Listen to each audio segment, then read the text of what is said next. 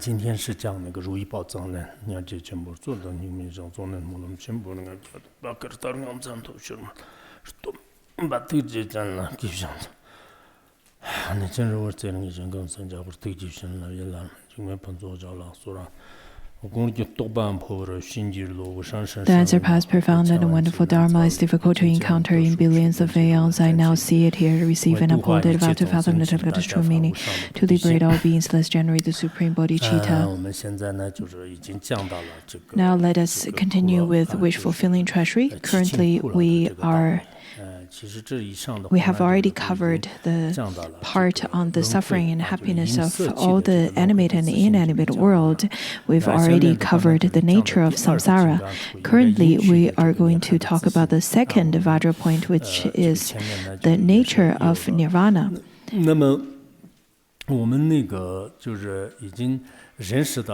After recognizing the samsara should be abandoned, then a person should learn how to attain liberation from samsara. This is the true and wonderful bridge to attain liberation. Previously, we have already covered the first all the way till the 6th chapter, which covers the ground of Tathagata-garbha. Though that there are some obscurations, such obscurations can be dispelled through the wisdom developed through listening, contemplation, and practice, and then the fruition would naturally appear.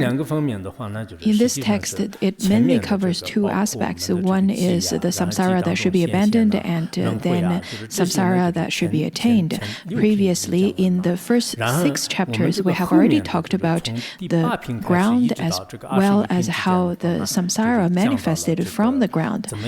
Now, beginning from the 8th chapter all the way to the 21st chapter, we will talk about how to relinquish the or to purify the obscuration from the basic ground. And then the last chapter, which is 22nd chapter, talks about the ultimate fruition.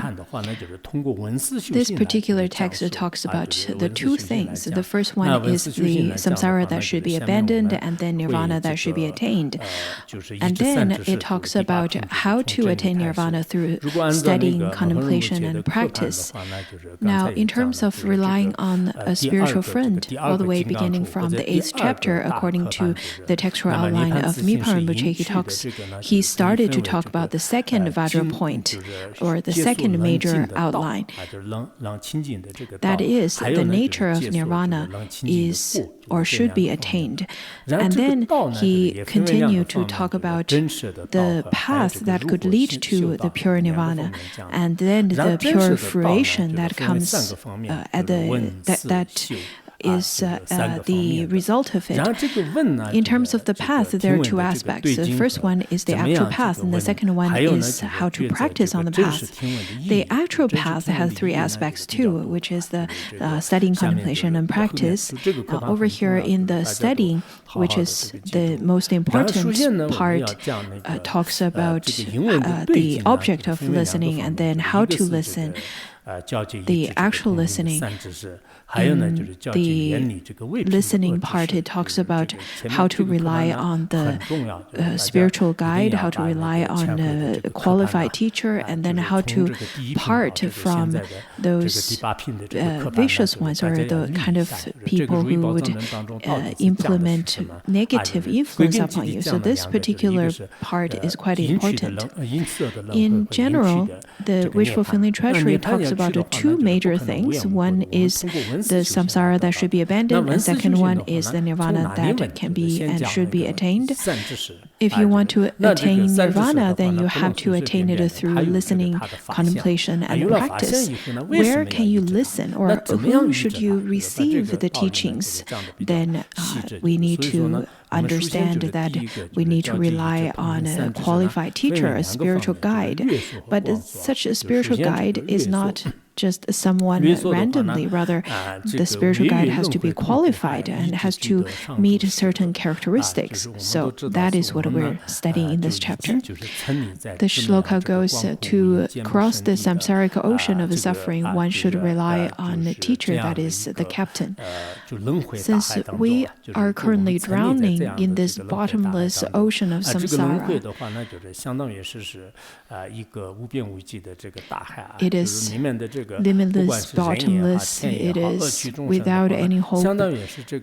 All of the sentient beings, human beings, celestial beings, the beings of the lower realms or the oceanic animals, whatever kind of sentient beings it is, they're staying inside of this samsara and suffering with enduring all kinds of suffering. In order to cross such kind of samsaric, such kind of ocean that is samsara, we need someone to act as our captain so that we can cross the ocean. That is the spiritual guide. Or in another word, we call lama or guru. Without relying upon such a guru, we cannot attain liberation just by relying on ourselves. So first of all, we need to rely on such a spiritual guide. After relying on a spiritual guide, we would be able to cross the ocean that is samsara and attain and reach the other shore that is the liberation. In this verse, it talks about how each of us need to part from the samsaric ocean, the ocean that is fused with suffering. We cannot simply rely on ourselves and attain liberation, because that has lasted since beginningless time and we're still here. So now that we know we need to attain liberation and we can attain nirvana, then we need to rely on a spiritual guide who is very experienced. An experienced captain and guide who can help us to cross the ocean. It is just like if one were to seek some kind of treasure from the ocean, then one needs someone who has the experience, who has lots of wisdom, and who acts as a guide and captain and can lead you there to attain this particular jewel or treasure from the ocean. Otherwise, by relying on ourselves without knowing the way, it's very difficult. According to Bodhidharma, in his teaching of Bloodstream Sermon, he says that if one were not to seek for a teacher, the life can be squandered. It is also said that if it is not because of the teacher, one would not be able to attain understanding. Not relying on teacher to attain liberation, there is probably 1 out of a million. It is very rare for someone to attain liberation without a teacher. Very difficult to find such a person. In the words of my perfect teacher, it says that a person who can attain liberation without relying on a teacher, it is so rare that I cannot give an example of it. So, from the beginningless time, we have been suffering in this ocean of samsara. It is full of suffering. If you were to be alleviated from such suffering and cross the ocean of samsara, you definitely need to rely on a spiritual guide who is qualified.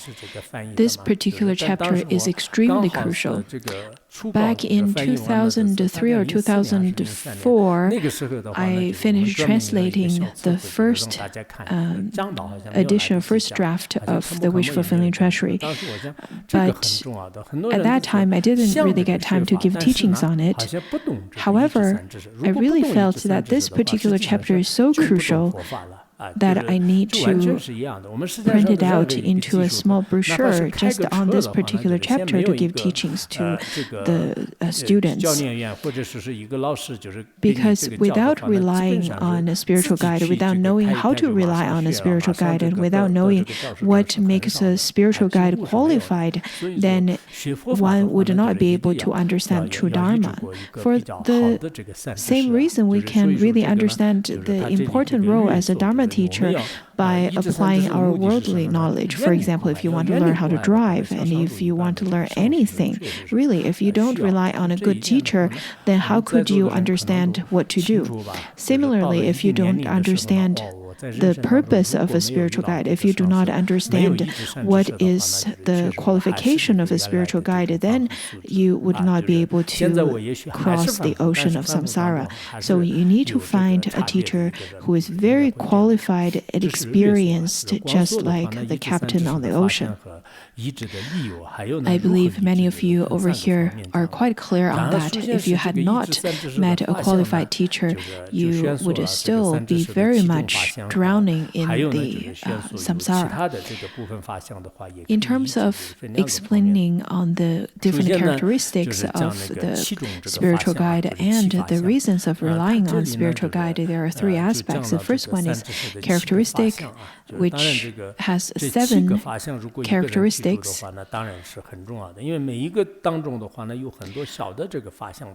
The 7 characteristics, if one particular spiritual guide can be endowed with all of them, that's excellent.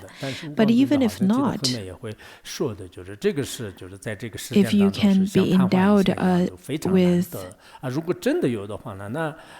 the 7 sub-characteristics, that would be still excellent. And Longchenpa stated that in this world, if one teacher were to be endowed with all of the characteristics, that is a rare gem. But even if a teacher that is endowed with the 6, or even with 1 or a few, that is the qualified teacher that you can rely on as well. So this is going to be explained in the second textual outline. And then over here it says that endowed with great skillful means and immeasurable compassion, with the teachings of Sutra and Tantra, and guiding the sentient beings, parted from all kinds of faults, endowed with all kinds of merits and qualities. This kind of teacher in this dark age is just like a true Buddha. With great pure faith, one should rely reverently. This is the first characteristic, but in fact, it includes many different kinds of sub-characteristics within as well. So let's look at it. The first one is with great skillful means and immeasurable compassion. A teacher must have great numbers of skillful means. Whatever is required to tame the students, sometimes wrathful and sometimes peaceful. Indeed, many great masters have great wisdom. The other day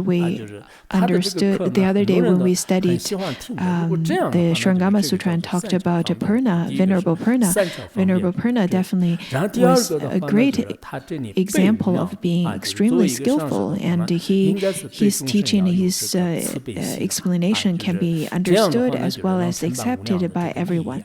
So this is the first one, with great skillful means. And second one is great compassion. A true spiritual guide would have great kindness and compassion to the sentient beings, and have this urge to benefit sentient beings. If a teacher doesn't have good temper, have terrible conflicts with one, and have difficult situation with difficult relations with another, then in this way, this teacher really abandons lots of sentient beings. So the second condition is that this teacher has to be very compassionate. The third quality is that this teacher has to be very learned in the sutras, tantras, and the shastras of the great masters of the past. A teacher that is endowed with the wisdom eye, with the undefiled wisdom eye, with such great wisdom, whom understands the sutras, shastras, and tantras, is filled with the treasure of Dharma. in his mind stream. Compared to us, we only understand one or two shastras. We're very much of a person in poverty with the Dharma. But if a guru, if you were to request the teachings of the Tantra, of the Sutra, of the pith instructions, of the worldly knowledge even, the qualified teacher would be able to give those teachings. And then the fourth one is that this qualified teacher would be able to guide different types of sentient beings, because that is the aspect of limitless activity, limitless benefiting activity. Rather than some people tend to have lots of students at the beginning, and slowly the numbers of students would decrease to only one, and then even the only one student would leave the teacher. That is not guiding the limitless sentient beings. Guiding the limitless sentient beings is very much related to the profound compassion and wisdom, as well as the capacity of the teacher. The skillful means, with more skillful means and wisdom, then more sentient beings would be attracted, so that the teacher would be able to lead them to liberation. The fifth one is parted from all kinds of faults. Some gurus may have very pure body, speech, and mind without any faults. But of course, in this world, it's very difficult to find a perfect person according to everyone's standard. But there's definitely still a difference between pure and impure, especially in terms of body, speech, and mind. The sixth one is that while endowed with all kinds of merits and qualities, if a teacher who can fulfill all the sentient beings' wishes and endowed with all kinds of qualities, such kind of teacher in the Dark Age is just like a true Shakyamuni Buddha, is equivalent to the true Shakyamuni Buddha. If we can encounter such kind of teacher, then with our greatest respect and reverence, we need to rely on this teacher. You need to make the observation of the teacher before receiving Dharma teachings from them, the oral transmission, the empowerments. After hearing about certain teachers going to give this and that, and then relying on the teacher without knowing whether this teacher is qualified, then make the observation of the teacher. After receiving the Dharma teachings and empowerments from a certain teacher, then making observation saying that, oh, this teacher doesn't have the well endowment of the physical qualities, of the speech, of the wisdom, of the compassion, or this teacher has conflict with so-and-so, doesn't have skillful means, very stubborn. What's the point of making the observation afterwards? You should definitely do that at the beginning. This is the process or the order of making observation and then relying on a teacher. In this Dark Age, if you were to meet a qualified teacher, then we need to rely on this teacher wholeheartedly, sincerely, and with a pure and respectful mind. This has been taught in the Ornament Sutra of the Great Merit. Now, this is the first characteristic. The second characteristic, second main quality, is that teacher with perfect qualities, endowed with perfect roots and noble disposition, knowing the personal limit and shame, great compassion, very much learned, and with vast wisdom. Three gates are tamed and gentle, great patience, endurance, integrity, kind, and without any unscrupulous qualities. Such a kind of teacher that is just like the wish-fulfilling jewel. We should rely on such a teacher with great faith. If a teacher were to be endowed with the previous qualities, the first category of qualities. Maybe some teacher would be endowed with all of them, but maybe not all of those. The second category of the qualities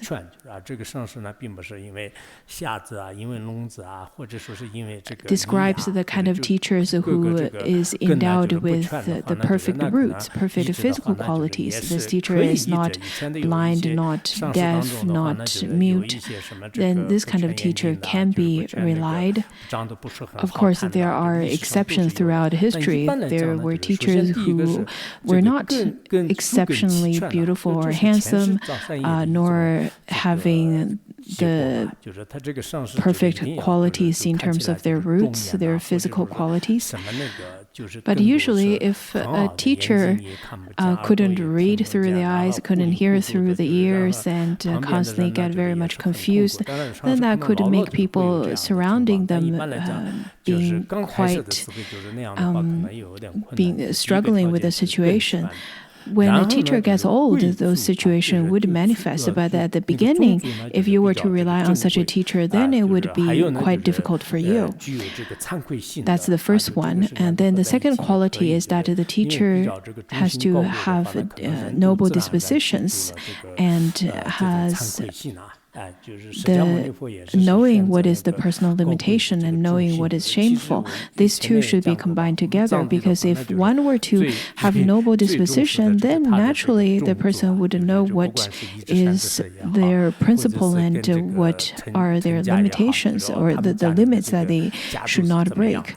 For example, Shakyamuni Buddha chose such a noble disposition, and in Tibet, I've also talked about that earlier, the disposition is quite important and people would pay great attention to it. Because 70 to 80% of the characteristics are very much related to this person's disposition. There are the ones who have very inferior dispositions, such as butchers and robbers and thieves. And then for generations, it seems that this family would stay in such a way for a long period of time. Whenever you read into the sutra, whenever we talk about the noble ones, noble disposition, it doesn't mean that they are very rich or wealthy. This particular guru doesn't necessarily mean to be born in a very wealthy family, but has to be endowed with the noble qualities and noble characteristics. We can notice the difference of having a noble disposition or not. Some gurus, maybe at the beginning of the propagation of the Dharma and benefiting sentient beings, without having the noble characteristics, various kinds of obstacles would arise, and their minds would be easily wavered by the others without a principle to abide to. The next one is compassion. The third one is compassion. One has to have great compassion to great numbers of sentient beings. This shows the disposition of Mahayana. And then the next one is erudite or very much learned.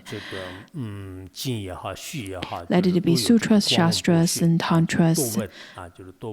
The teacher has to be very erudite in all of them. The explanation, the commentary, according to Longchenpa, is a bit different. Venerable Longchenpa didn't necessarily explain it word by word. Sometimes he does, but sometimes he would skip large passages. In the past, I requested teachings and commentaries from Khenpo-Deba on certain parts of the 7 treasuries that hasn't been explained by Longchenpa. In fact, Khenpo-Deba composed a commentary on the wish-fulfilling treasury, but this time I didn't us take a look at that right now. But this part should be easy to understand. Now, the erudite should be the fourth one, and then the fifth quality is vast wisdom. This vast wisdom is the co-emergent wisdom. Of course, the wisdom that you can gain in the later time, or the kind of wisdom that you accumulate later on in your life, is important as well. But the co-emergent wisdom is crucial. The sixth one is tamed three gates, very gentle and tamed three gates. The next quality is patience and resilience. This teacher would be very resilient but not stubborn. The kind of teacher would be resilient at the times when patience and resilience is needed. The next one is integrity and straightforward. But speaking of such kind of integrity and straightforward is not to say that the teacher would be very stubborn or insisting only on whatever the teacher wants. Sometimes the Khenpos and Khenmos would have the students in their class being very independent-minded. On one hand, it's good. That means that they are thinking independently. On the other, it could be that you're really insisting to have your own idea, to have your own requirements met to the extent of being stubborn. It is definitely good to be straightforward and to have integrity, but do not get too stubborn. The next quality is to have kindness and respecting the others. On top of that, one should not have hidden agendas or have such kind of cunning personality. Let it be among friends or practitioners or your Dharma friends. It would be the best for you to be very straightforward and not have any hidden agendas or being deceitful in any ways. Now, over here, it has about 9 qualities within this category. So let's see. There's the roots, noble disposition, knowing the limit, compassion, erudite, great wisdom, 3 gates, that's tamed, and patience, as well as integrity, kind, without any deceit. There are 10. If a guru were to be endowed with all the 10 qualities, then we should use 100 folds of faith to rely on this teacher. According to Avatamsaka Sutra, it also says that a qualified teacher is just like a wish-fulfilling jewel that would definitely be able to fulfill all your wishes. A qualified teacher who is endowed with great wisdom, kindness, with the peaceful 3 gates, without any deceiving, this indeed is the kind of teacher that we can call a wish-fulfilling jewel. Pontso Rinpoche used to say that if you call me wish-fulfilling jewel, I could definitely fulfill your wishes. If you were to directly call my name, I probably won't be able to grant you the blessings and be able to benefit you as much. Though that we didn't truly understand what he meant, but we complied and called him a wish-fulfilling jewel and a guru wish-fulfilling jewel. But I noticed some of the books, when we refer him as the guru wish-fulfilling jewel, it could get a little bit confusing to the others. Therefore, it would be important to still write his full title, His Holiness Jigme Pontso Rinpoche. But we should be able to understand that this is our guru wish-fulfilling jewel. Throughout history, many of the disciples would call their teacher as wishful feeling Zhuo. Therefore, we need to identify in our book as well to say that this is His Holiness Jigmen Pongso Rinpoche, the wishful feeling Zhuo. I think this would be better. Now, the third categories of characteristics is that a supreme teacher who leads the sentient beings out of the three existence, part from homeland and give up on worldly affairs, not attached to wealth or any possessions, trust in causes and conditions in belief and their own actions, renounce the worldly life to accomplish the supreme path, skillfully benefit beings with Mahayana teachings. Such rare qualified Dharma Raja, may I rely on you wholeheartedly without parting. Over here, Venerable Longchenpa made the emphasis on how to look for the supreme teacher.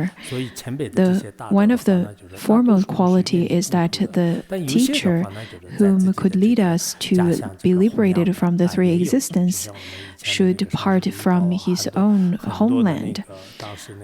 It would be the best not to have lots of relatives and friends to implement their influences. The great masters also, the majority of them would part from their homelands and propagate the Dharma. Of course, there are exceptions. For example, Pongso Rinpoche and his guru, as well as Mipa Rinpoche, Pachu Rinpoche, and Tsongkhapa, though that they may left the homeland a bit, but the distance is not too far. So when it comes to abandoning the worldly affairs, it is to part from the 8 worldly dharmas. In Chinese, there is a saying that the visiting monks would give better teachings. Do you know what that means? Maybe from a certain angle, it shows that a guru who parted from their homelands would be a better guru.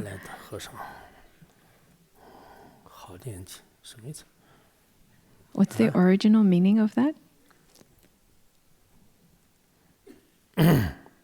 Now the second one, so that was the second one, which is parting from the worldly affairs. And then the third one is as a guru. It is crucial that this guru doesn't accumulate wealth every day and grasp onto possessions.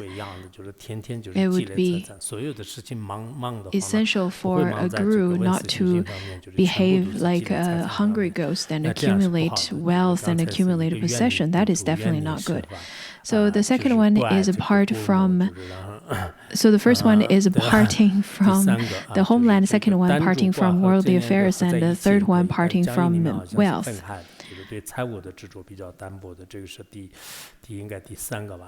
Now the third one is having faith in causes and fruition, which is very much reflected in their actions. This is the fourth one. Now the fifth one, which is to let go of this lifetime in order to attain the ultimate fruition. This lifetime refers to all the chores that we need to engage ourselves in this lifetime, all of the meaningless and frivolous chores in this life, rather to seek for the ultimate liberation. And then the sixth one is to benefit sentient beings with the great skillful means of Mahayana. So first of all, this guru must have the Mahayana bodhicitta to benefit the others. And then, with skillful means, he should benefit sentient beings. This kind of teacher, who's endowed with the 6 qualities, is called the Dharma Raja, who's endowed with all the rare qualities. For such a Dharma Raja, may I never part from him. There are people who said that, you shouldn't call someone as a Dharma Raja, the king of Dharma. But according to Avatamsaka Sutra, there is also a verse where it says that I am the Dharma Raja, I have attained great freedom of the Dharma. So this is the Avatamsaka Sutra. Well, if people were to say that we cannot call someone as the Dharma king, how could you say that there's this person who's called the king of the Dharma? You cannot own the Dharma as owning a country. But the Dharma Raja, the Dharma king, doesn't mean as saying that a king of a country. It is rather to say someone who had attained the freedom through the Dharma. This is called the Dharma Raja. Of course, if one had not attained such kind of freedom, then you cannot call that person a Dharma Raja. There are the kind of disciples who wishfully calling their teachers as Dharma Raja. But if you were to wishfully call others as king, you could very well call a beggar as a king. So if you were to just address someone with respect, but if that person has not came to such kind of high level of realization or such kind of freedom, then this title could be quite a laughable title. When it comes to Ponsukar Rinpoche, when people calling him as the Dharma Raja, calling him as His Holiness, people just feel that this is quite necessary because of his inner realization, because of his compassion and wisdom, of his activity of benefiting sentient beings and his inner realization. In whichever angle he is the title is well deserved.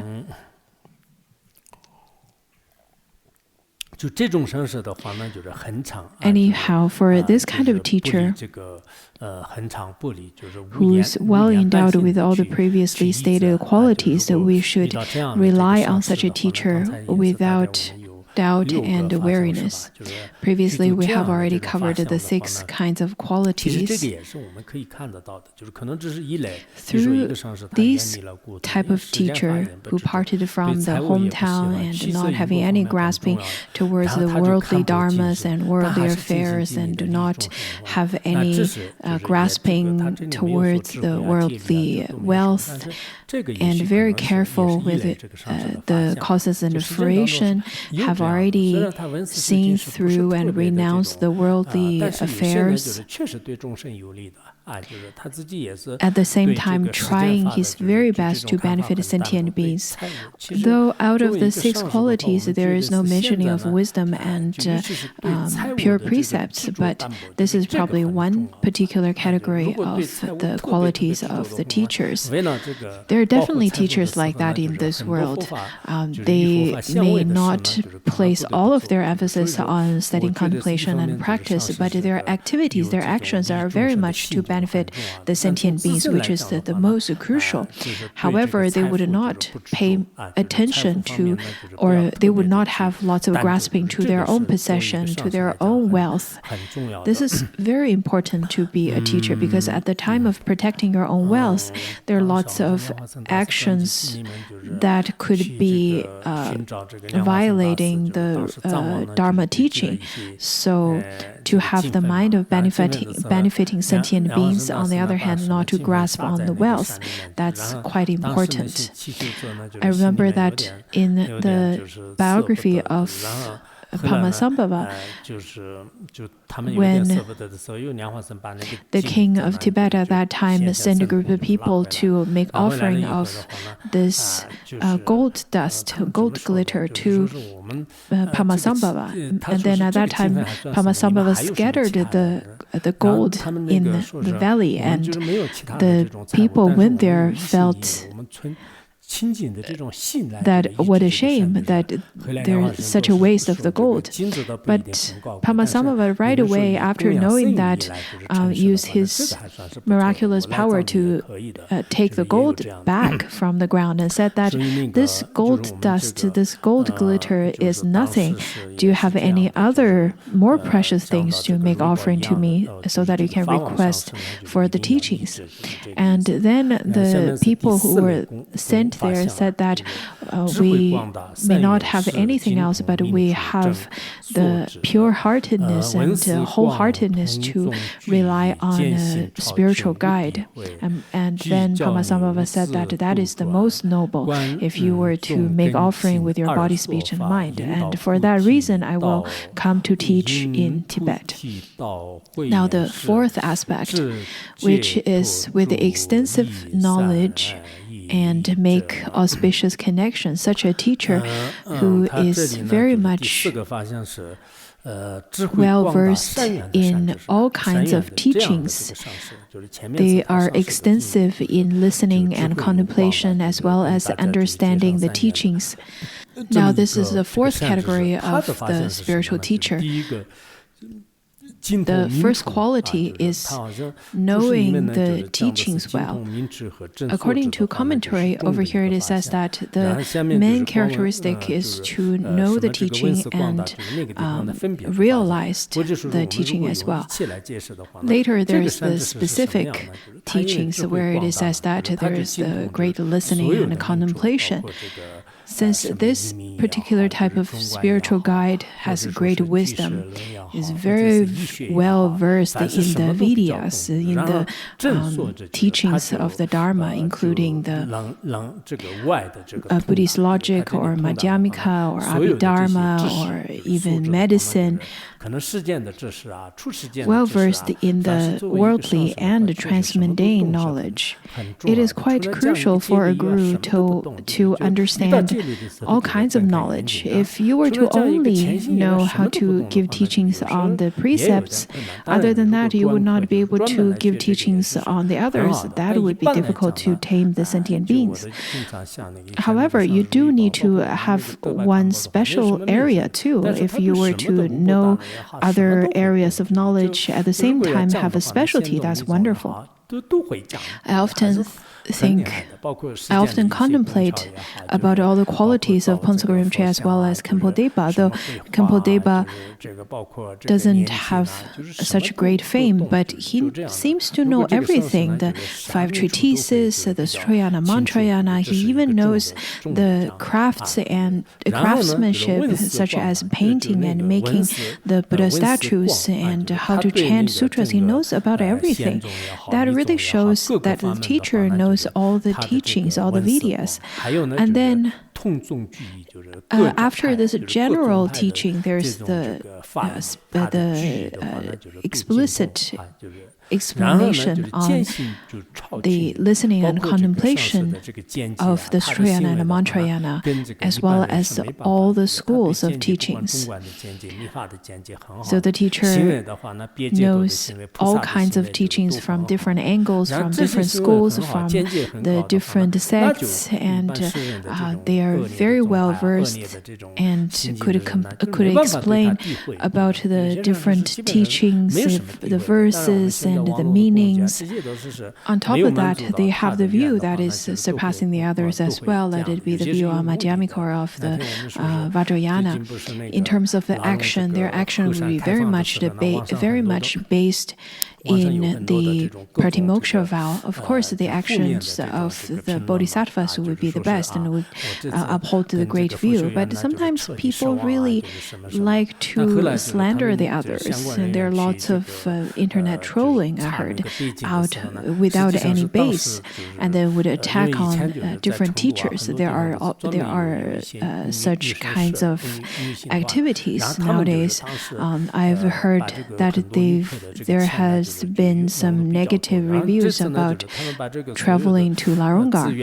After investigation, it seems to be that some of the tourist companies has been earning extra money from those, or charging extra money from the tourists, and then putting all of the resources together to send people to Larungar. And sometimes it's because of their activity, which in some ways reflected as the Larungar's activity. capacity, and then attracted negative reviews. That's what I've heard, at least. Some of the negative reviews can be based in a conflict of profit, and that's how the worldly beings work.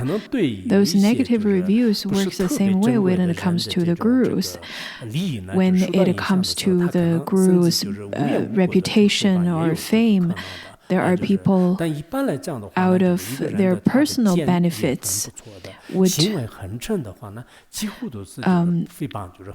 slander the gurus because it interferes with their benefits. But generally, if a person's view is good, if the person has a right view, then I'm sure they would not slander any of the teachers. And the teacher, if he were to just give the teachings on the Dharma, on the Sutra, on the Shastra, on the teachings, then it is really unfounded for people to slander such kind of a teacher.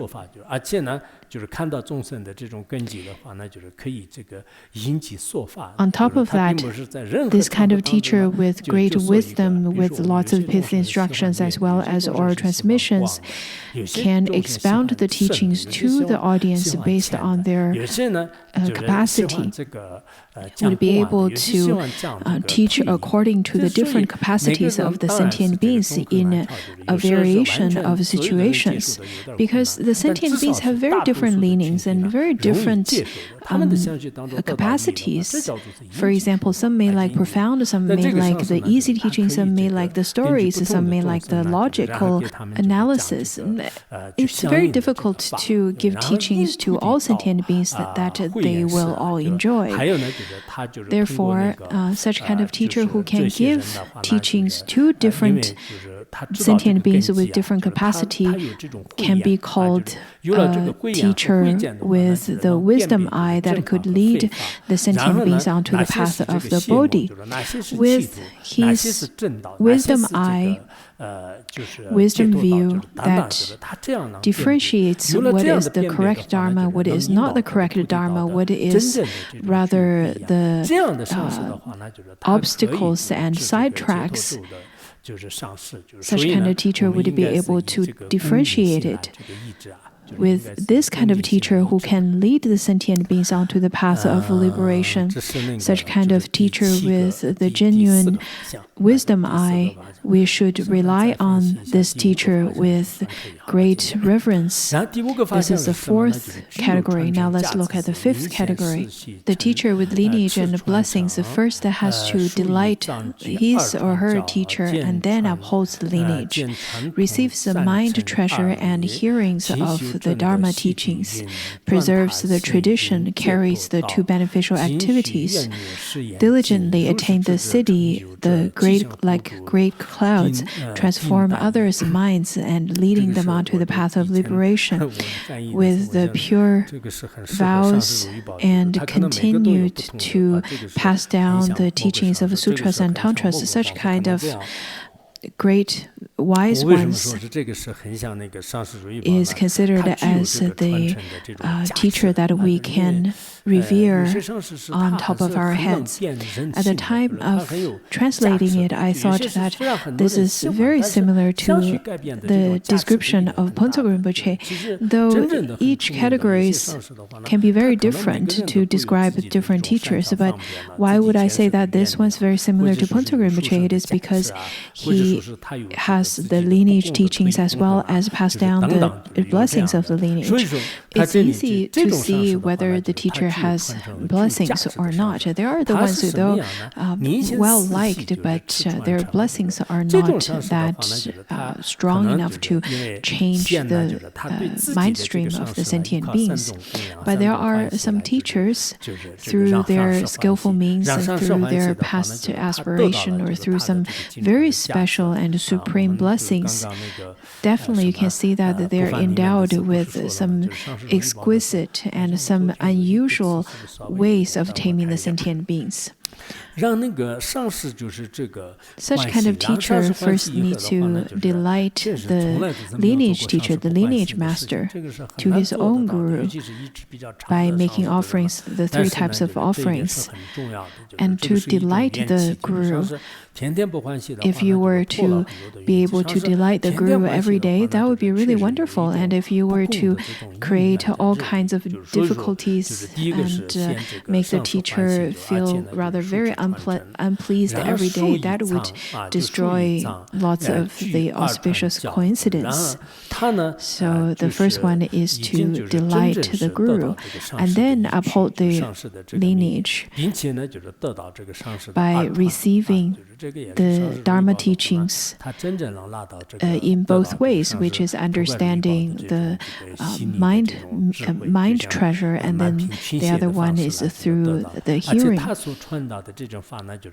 Pontsog Rinpoche had received such hearing teachings from his guru Tubga Rinpoche, and then the wisdom of Tubga Rinpoche poured the wisdom into Pontsog Rinpoche's mind, just as how a vessel that is filled with wisdom poured into another vessel. The next quality is preserving the tradition and skilled at accomplishing the 2 benefits. Pontsog Rinpoche let it be him giving the Dharma teaching or making the dedication of merit or the sutra that we would chant every day.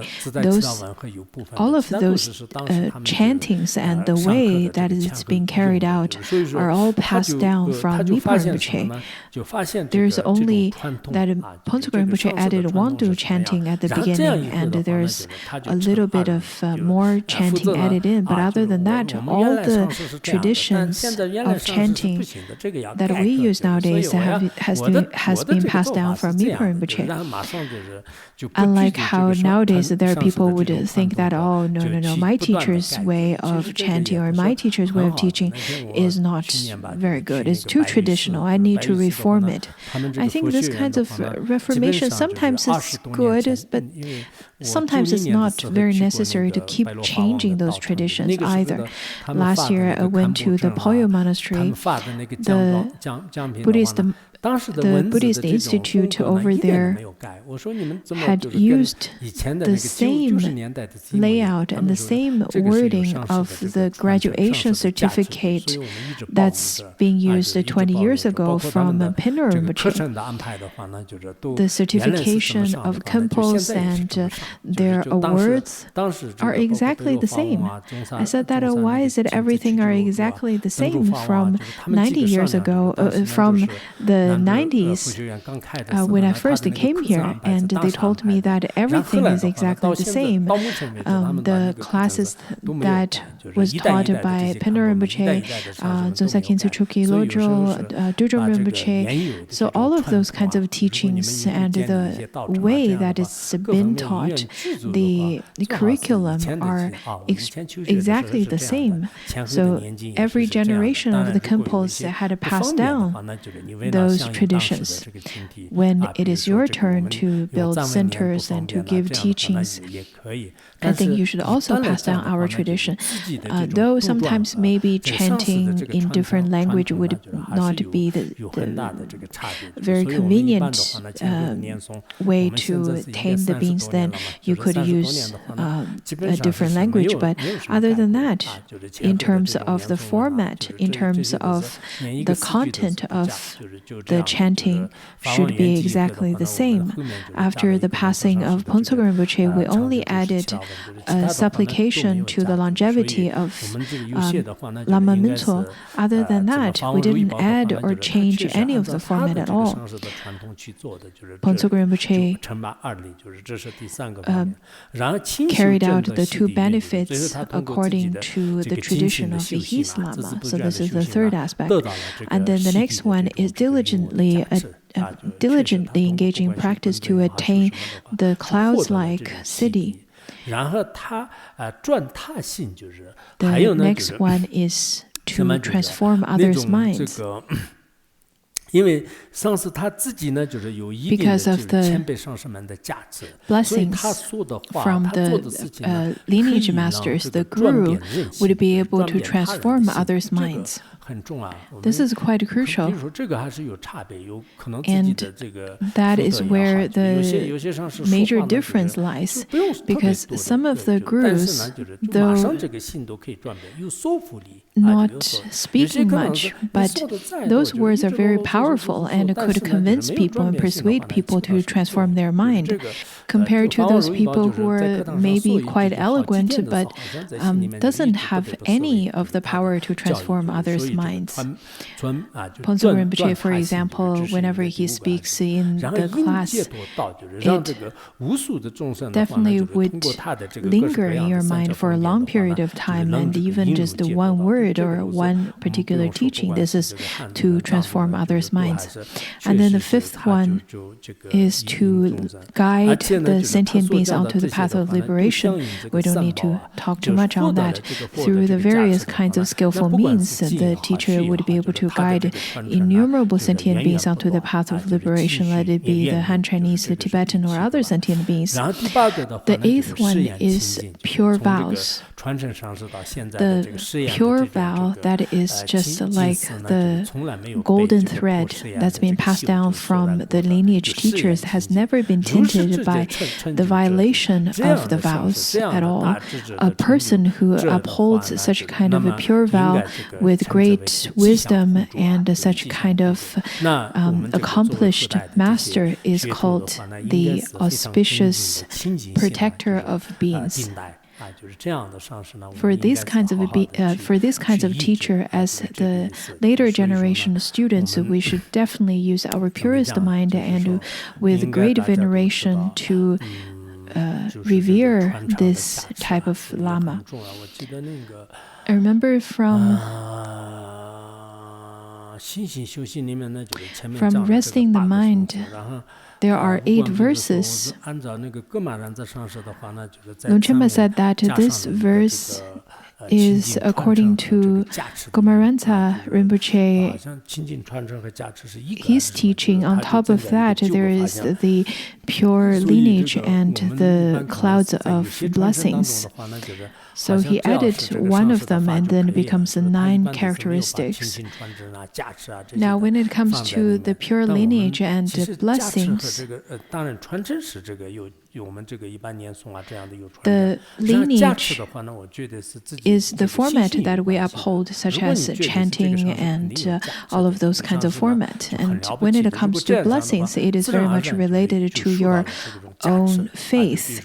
If you feel that this teacher definitely has blessings, this my Lama is really wonderful.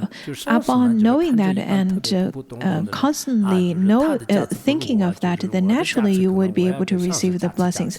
For example, we would chant the supplication of Ponzo Rinpoche, and then you naturally would receive the blessings. If you were to see this person, if you were to see the Lama as a regular, ordinary person, and this Lama doesn't have blessings, or I rather have blessings more than that of the Lama, then how could you receive any of the Lamas?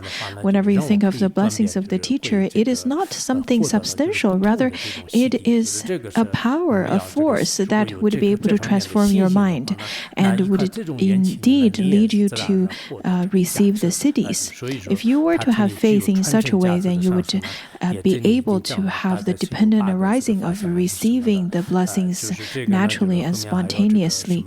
Later on, we will talk about the other characteristics, and there are different tantras quoted. So let's stop here today.